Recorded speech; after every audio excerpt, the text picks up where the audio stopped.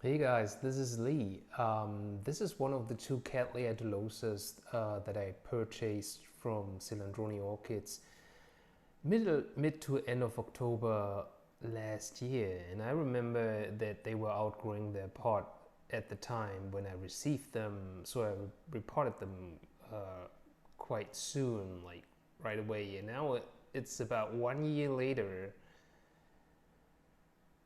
and this guy is already crawling out of its pot again.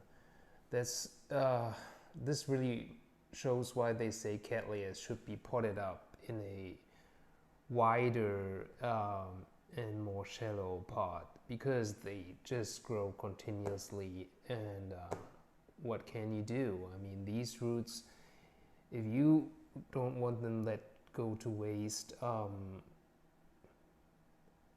there's the new growth that put out the new roots. Um, you should definitely repot it, and or you just put another pot with media next to this one, but that's not how I'm going to do it. I would have two pots then side by side. It looks weird, doesn't it? Furthermore, this guy has never bloomed for me. The other guy has bloomed every 4 months with every new growth. This guy has never bloomed for me, and I found out recently that this guy had a very bad scale infection. They sprayed it down with alcohol and paraffin oil and all that. And I haven't gotten to change the media, but today I have some time at hand. Sorry for the dirt here. So I'm going to repot this guy here. I'm going to use something I found in my garden center. I guess this is not for orchids, but hey, it just looked wide and shallow, so it was on sale. So I thought, why not? And then I picked out this pot that perfectly fits, which wasn't on sale. Too bad. Well then, okay, let's get going. But first of all, let's take a look on how we did the last year. It's potted up in sphagum moss, and what do I have? Bark and huh, forgot the name of this. Sorry. And let's take this guy out. It was kind of a self-watering thing with a wig. And yeah, it put out quite some roots. I wonder if it's too wet actually. But no, this is firm. Oh, this is firm too. Yes, it was definitely self-watering. Oh, this is not firm though. This is firm.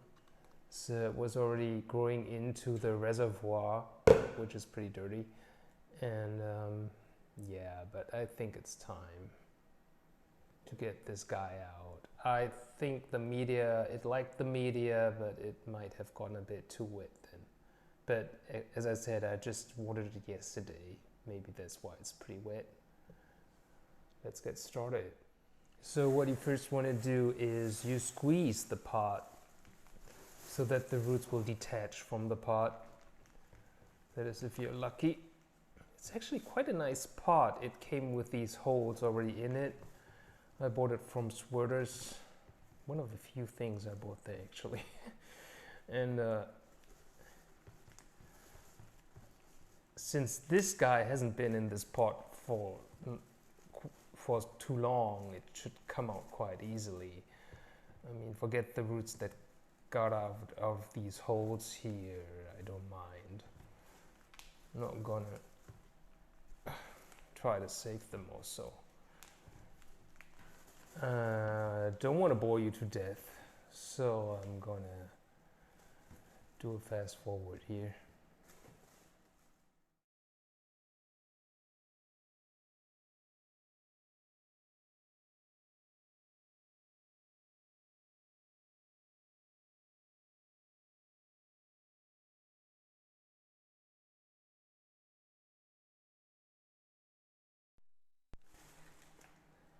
So I don't know if you can see it. What I did here, will it focus at some point? Maybe. I broke the tip of this brand new root. It's over for this guy here, for this root tip. Well, I guess this just happens when you repot. So let's continue getting these roots out of the media. Yeah, it seems to be quite some work. And fast forward again.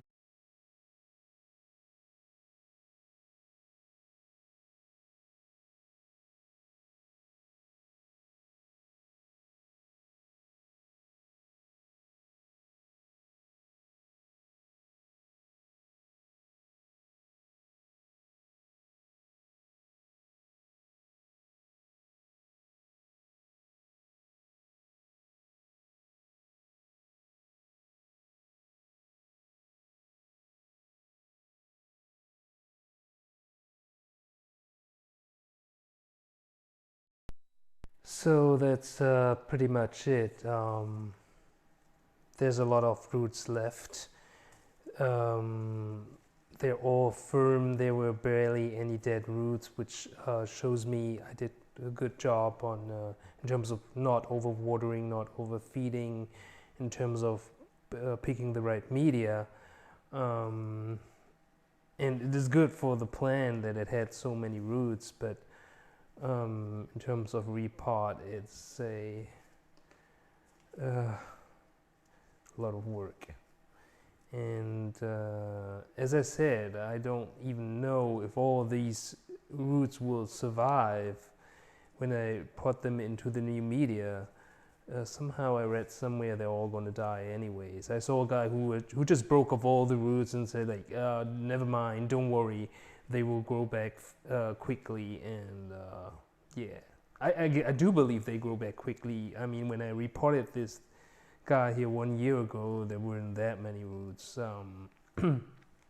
So yeah, so what I'm going to do now is toss this. I'm not going to keep it because of the pest. As I said, if it weren't for the pest, I wouldn't really have had bothered with getting all the media out and cleaning all that. I would just have to take the whole thing as it was and just pot it into additional media on the side. But in this case, I had to remove everything just to make sure. I had to remove I broke a lot of roots there. They're all firm, but well, there's not much you can do. And then I'm gonna rinse it under this sink, in the sink. So I'm back. Theoretically, I would now spray this whole thing with hydrogen peroxide,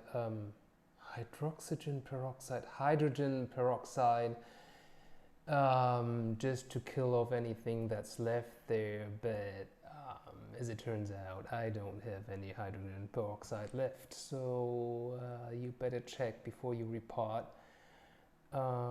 Especially in this case, it's a bad thing. Normally, if you have a healthy plant that you have been keeping at your home and repotting before, and there's not anything weird about the plant, then you don't really have to spray it down. But this guy has been weird and sick. Well, yeah, what can you do? Nothing. So I'm gonna pot this up. So as for the media, I'm using bark that I got from I forgot the name, but you can see it's really nice bark. It's I really like this one.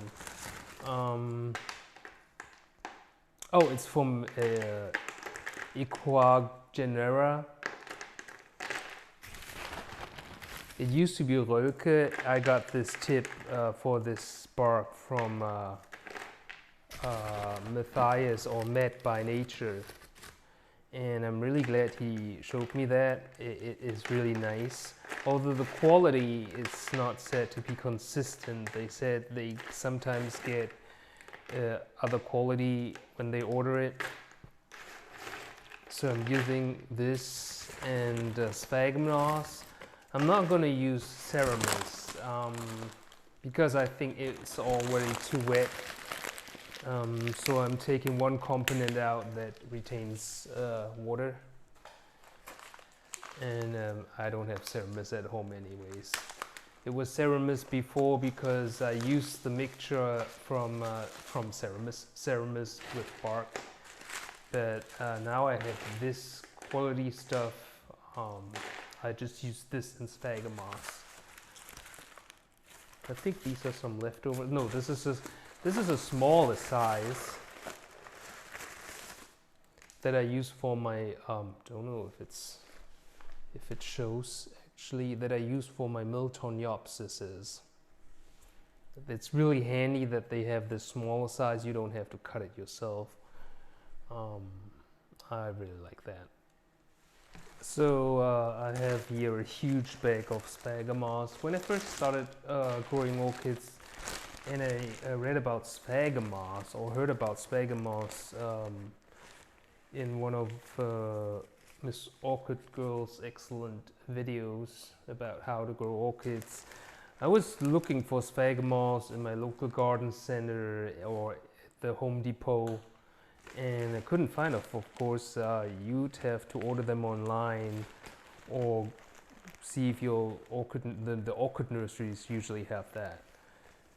And they're water retentive, and they're set to promote root growth and have anti whatever properties, anti fungal properties. Yeah, not gonna use too much. Don't want to be too soggy, but I'll have to add some. So I got myself a new wig, well, and what I want to do now is gonna get a hole in the middle somewhere.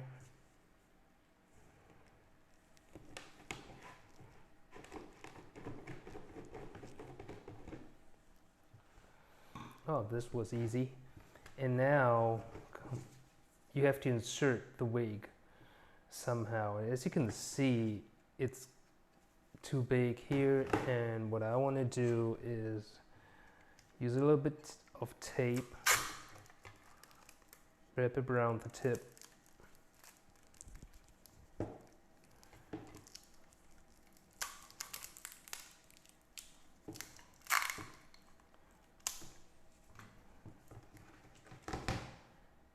and then it's quite easy to get it through and just remove it afterwards. I'm wearing gloves because I feel like when I'm handling this wig, it's made of glass fiber or something. There are always tiny pieces that will cause itchiness. I think they sting into your finger, and also they stick to your clothing, so be very careful when you do that. And yeah,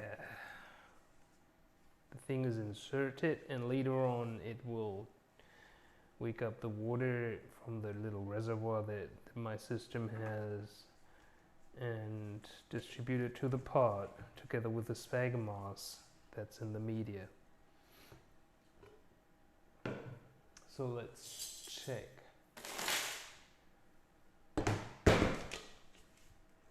Yeah, I think that should work fine. Just see if my plant fits at all.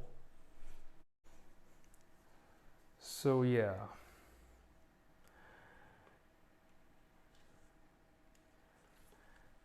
I really feel like that I don't want to repot this guy soon, anytime, but if I look at the pot, I think it's a repot in another year.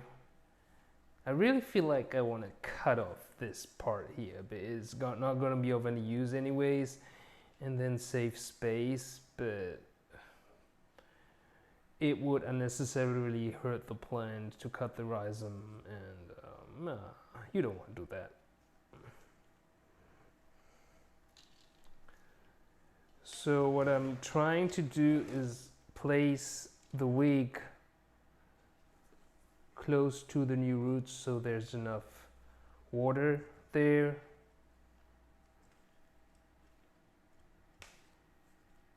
Yeah. And I do have to be very, very careful not to break off the new root tips again. I would really hate that. Yes, this looks like it could work. So what you might have noticed is, maybe that way. The pseudobulbs don't stand straight if I do it that way. If I wanted them to stand straight, I would have to really bury this guy here deep, this part deep in the pot. I actually don't want to do it because of the possible rot. So it's a lady from from Ireland, the lazy gardener, who had a great video about how she does it.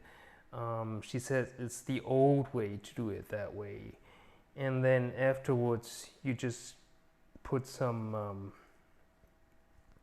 I don't know what that is to straighten it up. I'll show you guys afterwards. So let's just start and see how we manage to get the stuff under the roots.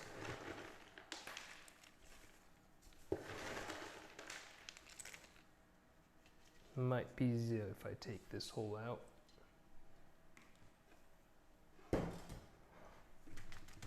And then tapping is more effective.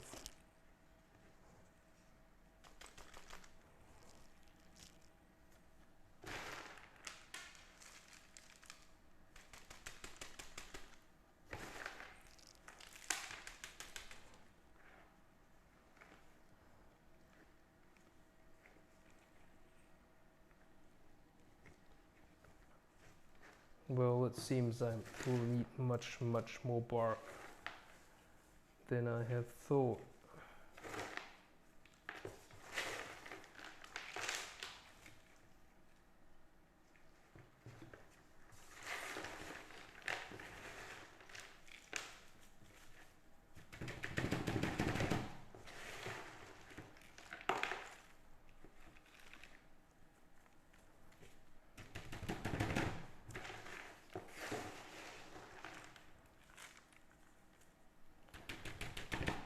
Yeah, in the beginning I really liked repotting, but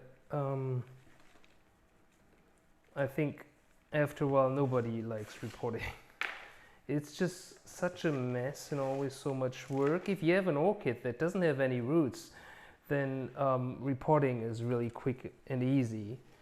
But if you have an orchid that has roots and is pot bound,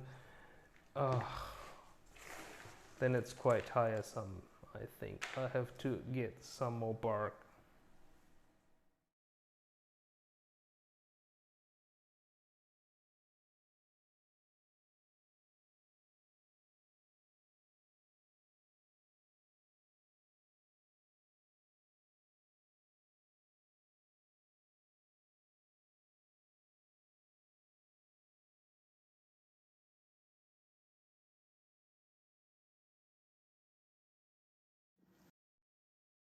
So I think I'm done now. As you can see, the rhizome is still pretty much on the surface.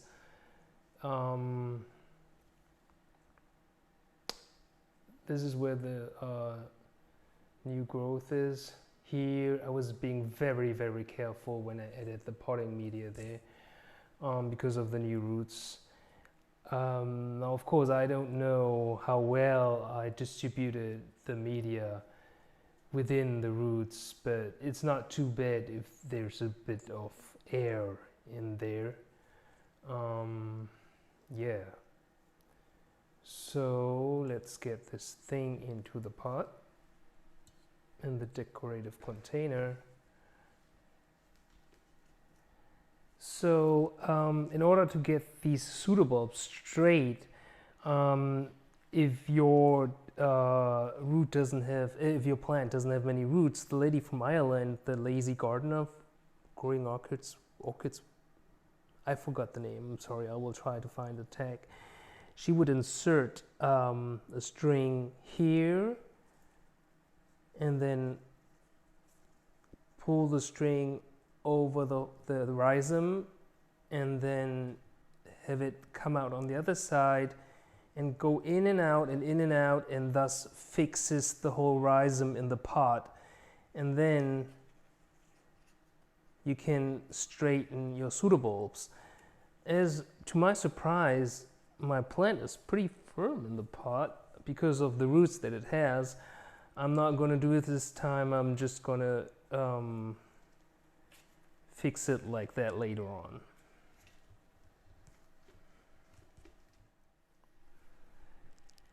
So I'm gonna, let me see, this one goes here. Try not to hit try to not hit the rhizome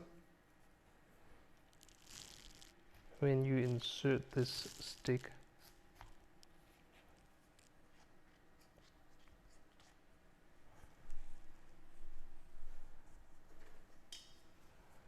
And then you insert another one.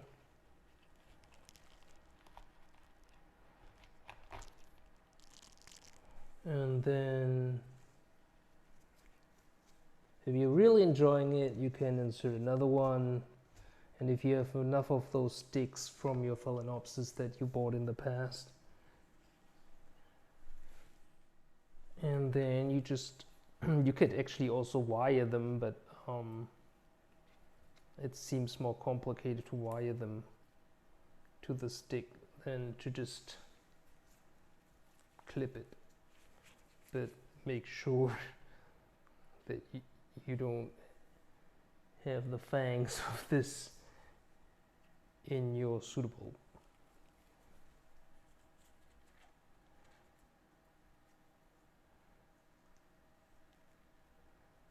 This one I might need to, or just leave it like that, leaning. Oh, I'm pretty much done. Thank God. And then all you want to do is put back the name tag and be glad that you're done. What some people say, they don't water their plants after repot. I don't know why. I typically do water. Yeah. All right, that's pretty much it. Have a great day, guys.